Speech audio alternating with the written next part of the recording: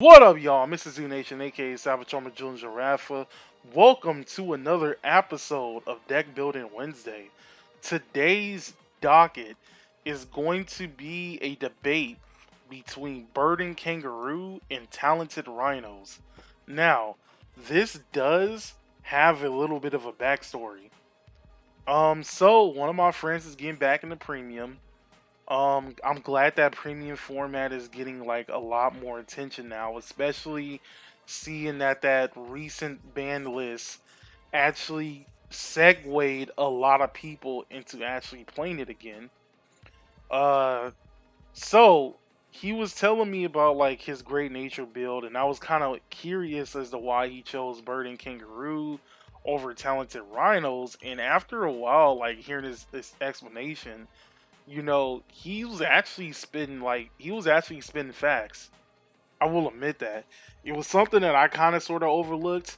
I don't necessarily know how other people felt about this card, Bird and Kangaroo in general. Like I didn't really see too many people really hype the card up or anything else like that, so I don't necessarily know if everybody considered this a good card or it was this one of those cards that nobody really had any space to go for? Like there was something else that was a lot more important and everybody just completely overlooked it. I'm not too sure. But anyway, before we even get into the topic, let's look at what both cards do. So, Talented Rhinos is a card that came out during the G series and it has a success of 20k. So Generation Break 1 on Rearguard Circle, if this unit is successful, this unit gets 4k power, and for the battle that this unit attacked, your opponent cannot call grade zeros from their hand to the Guardian Circle. On the other hand, you have Bird and Kangaroo that came out during the V series, and it has a Rearguard ability where during the battle that it attacked, if your Vanguard is grade 3 or greater and this unit's power is 20k greater, your opponent cannot call Sentinels from his or her hand to the Guardian Circle. Now, these are very good cards because they both guard restrict and they have an interesting guard restrict factor to both of them. Now, the real question is, can Bird and Kangaroo actually replace Talented Rhinos? And my answer to that is complicated. Here's the thing. I like the fact that this card can prevent your opponent from calling Sentinels from their hand to the Guardian Circle. This is way better than preventing your opponent from calling grade zeros.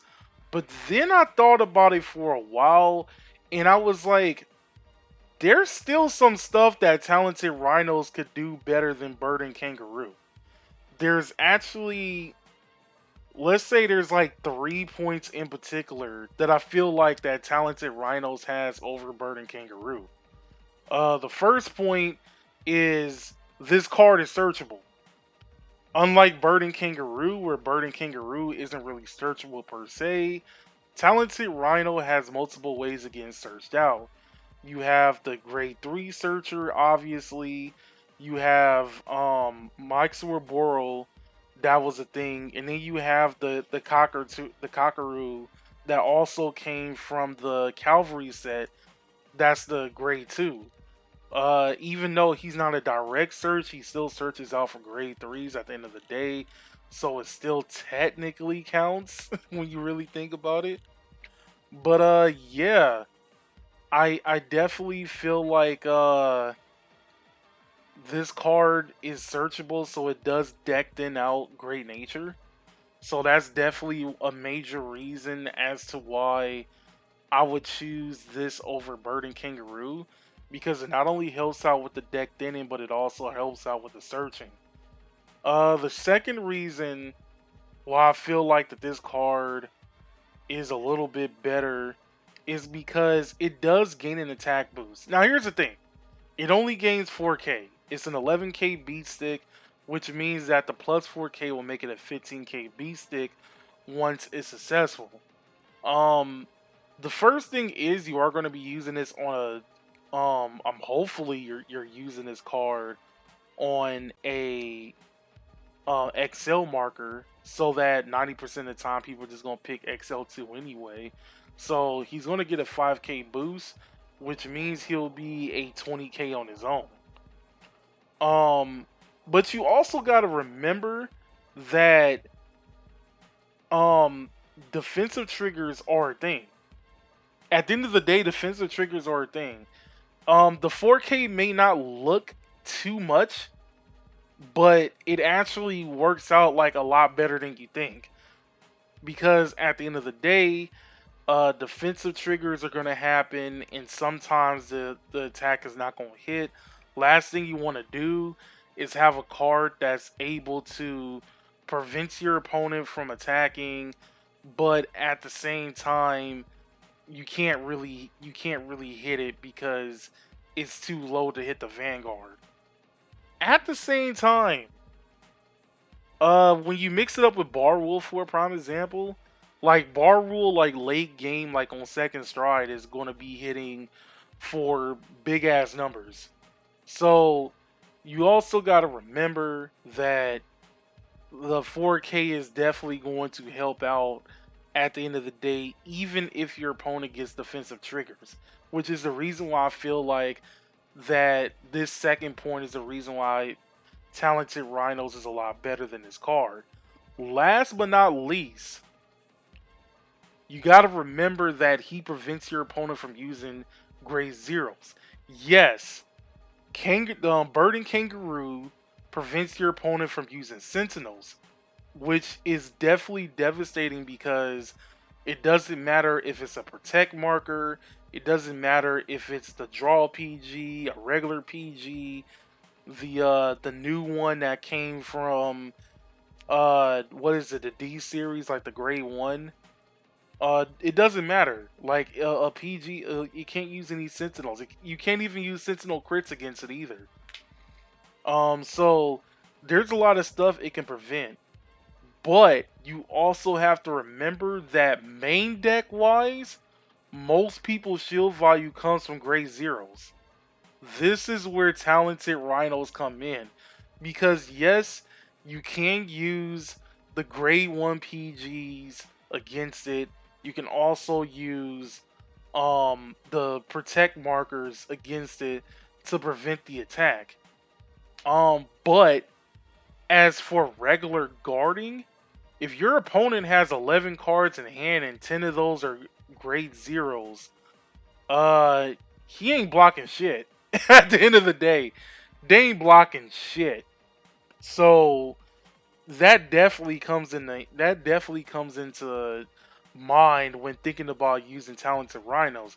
And let's just say that they hardly have any grade zeros to use and they have enough to guard it.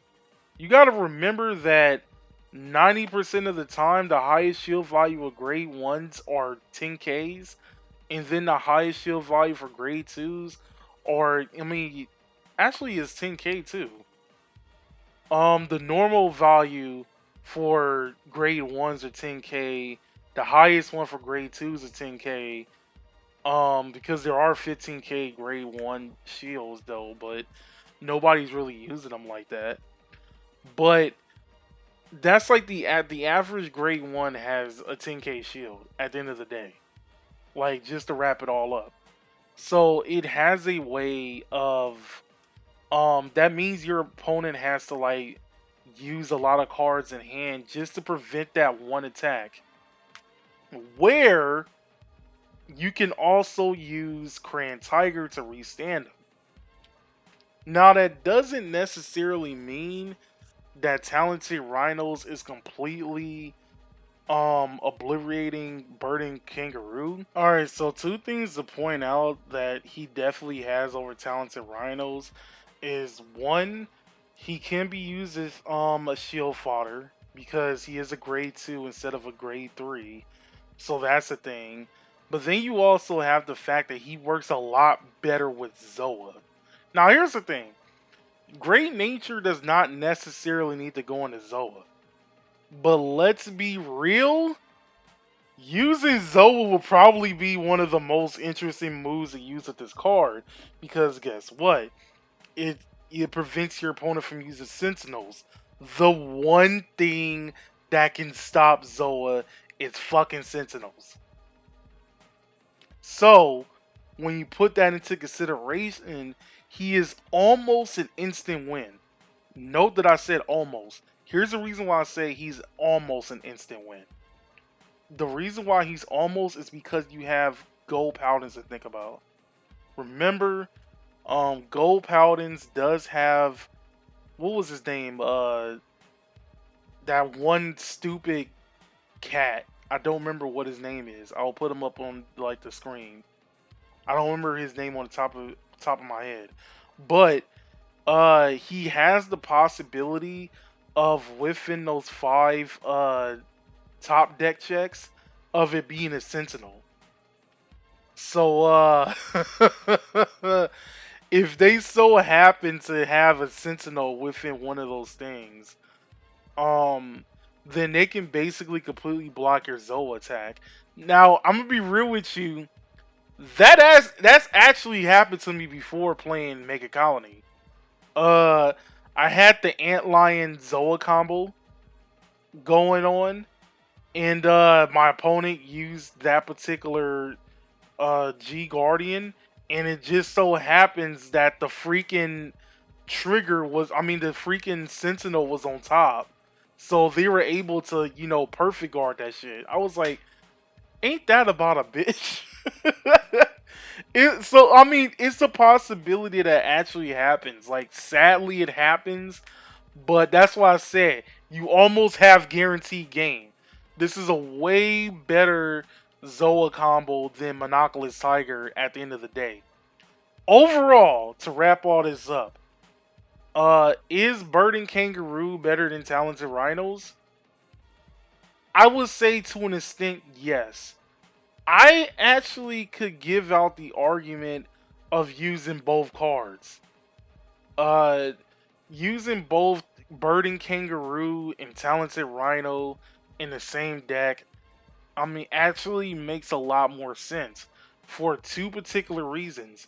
The first one is now, since he's accessible, you do have Cran Tiger. So Cran Tiger is able to restand one or both if you have 2 Cran Tigers on the field. He's able to restand both. So there's going to be 2 times where your opponent can't use Sentinels and 2 times where your opponent can't use grade zeros. The second reason is because it also not only baits out, but it also forces your opponent to rethink how they're going to actually stop everything from happening. For a prime example, let's say you're going against Kangaroo. Unless they have 2 heal triggers in hand, they can only deny Griffin one of them.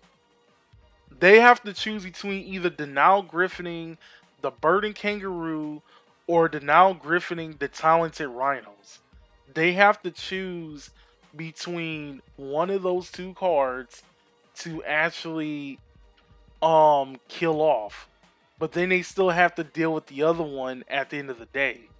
Now, of course, if they have 2 heal triggers in hand, then obviously both of them are going to die. But that also means that's 2 less denial griffins to worry about, just in case you survive for another turn. But at the same time, I'm not saying that interruptions don't exist. Like, there's obviously going to be like a lot of interruptions that's going to happen. But at the end of the day, I feel like using both cards because you want to try to prevent your opponent from guarding as much as possible. Both of these cards could work. That's why I said, maybe it would be best to use both cards in the deck because I feel like that would be overall acceptable for your deck to definitely win against everybody else. It may not be much, but it is something. Something to look forward to. Plus, I don't think that Burden Kangaroo is I don't think it's widely known enough for people to worry about it. I know Talented Rhinos is, but not Burden Kangaroo. But anyway, with that being said, I definitely feel like everybody should be doing both. But for now, I'll end it right here. My name is Mrs. U Nation, aka Savage Armor Jones and Rafa, signing out.